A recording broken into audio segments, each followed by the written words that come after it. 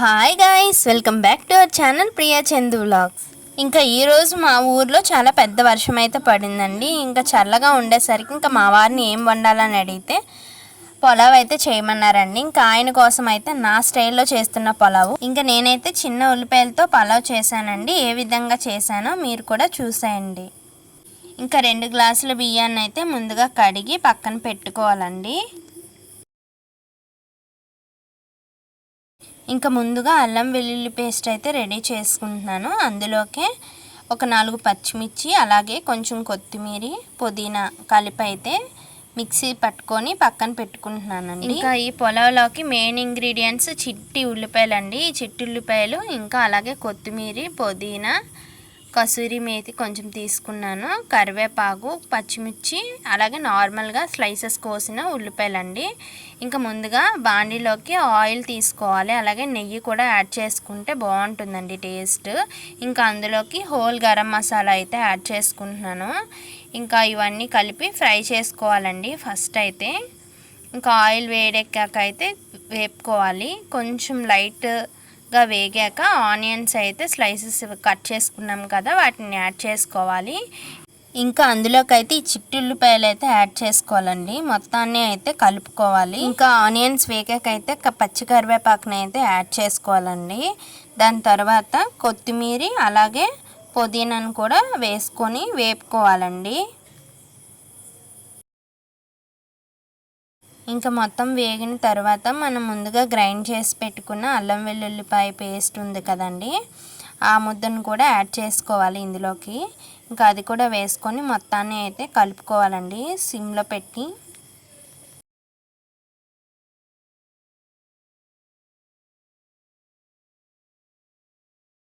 ఇంకా బాగా వేగాకైతే అందులో కసూరి మెత్తి వేసుకొని వేపుకుంటున్నానండి.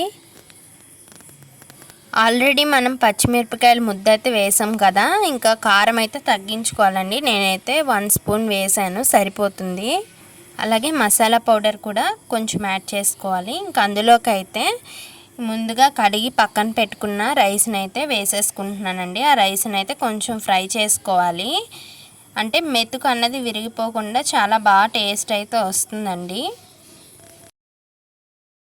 ఇంకా ఈ పులావ్కి అయితే 2 గ్లాసుల బియ్యాన్ని అయితే తీసుకున్నాను కదా, అందులోకి 4 గ్లాసులు వాటర్ అయితే తీసుకోవాలండి.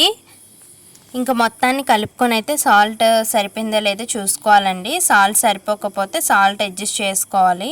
ఇంకా ఆ వాటర్ అయితే కొంచెం ఉప్పుగా ఉండాలండి. ఇంకా మూత పెట్టేసి అయితే 10 మినిట్స్ ఉడికించుకోవాలి లో ఫ్లేమ్లోని. ఇంకా ఆ విధంగా అయితే ఉడికిపోయిందండి. చూసారా ఎంత బాగుంటుందంటే, ఇది ఒకసారి మీ ఇంట్లో అయితే ట్రై చేయండి. చిన్న ఉల్లిపాయలతో అయితే ఓన్లీ పచ్చిమిర్చి పేస్ట్తో అయితే చేసాం కదా, కారం అయితే ఎక్కువ వేయలేదు, కానీ ఆ టేస్ట్ అయితే చాలా బాగుంటుందండి. ఇంకా నేనైతే పెరుగు చట్నీకి అయితే రెడీ చేస్తున్నానండి, కచంబర్. ఇంకా ఏటేటి తీసుకుంటున్నానో చూసారా, పచ్చిమిర్చి, కరివేపాకు, అలాగే క్యారెట్, ఆనియన్స్ తీసుకొని అయితే గడ్డ పెరుగు అయితే యాడ్ చేసుకుంటున్నాను. అందులో కొంచెం సాల్ట్ వేసుకొని మొత్తాన్ని అయితే కలిపి పక్కన పెట్టుకున్నానండి.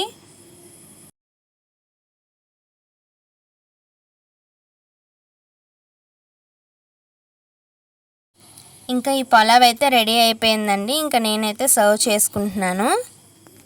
ఇదైతే చాలా సింపుల్ రెసిపీ అండి, ఎప్పటికప్పుడు క్విక్గా చేసుకుంటేదండి. ఇంకా నేనైతే పెరుగు చట్నీతో అయితే సర్వ్ చేసుకుంటున్నాను. ఇంకా ఈ పులావ్ అయితే చాలా బాగా వచ్చిందండి టేస్ట్ అయితే.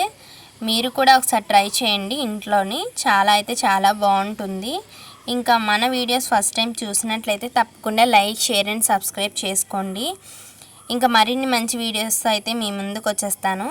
Thank you for watching my channel Priya Chandu vlogs. Bye friends.